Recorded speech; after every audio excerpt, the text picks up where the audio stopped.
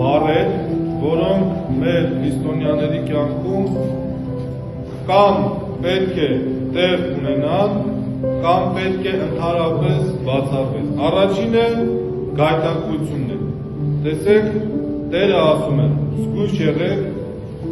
գայթակղություններից, բայց նաև ավելացնում է, որ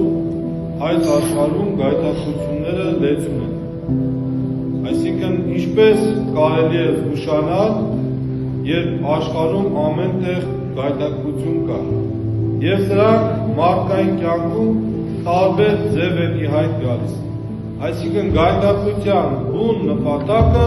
մարդուն մոլորեցնելն է, Աստծուց հեռացնել։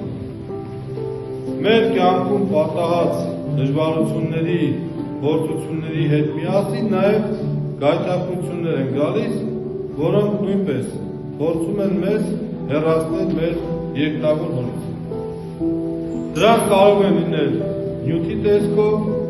կարող են լինել փառքի տեսքով, կարող են լինել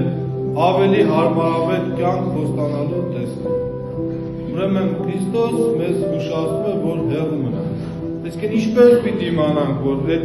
մեր կյանքում պատահած իրադարձությունը գայթակղություն է։ Իրադարձության բովանդակությունից պետք է հասկանանք այդ իրադարձությունը մեզ դեպի ուր է տանում։ Եթե մեզ դեպի Աստված չի տանում, եթե մեզ Աստծուն չի մոտեցնում, ուրեմն դա գայթակղություն է։ Պետք է դրանից հեռու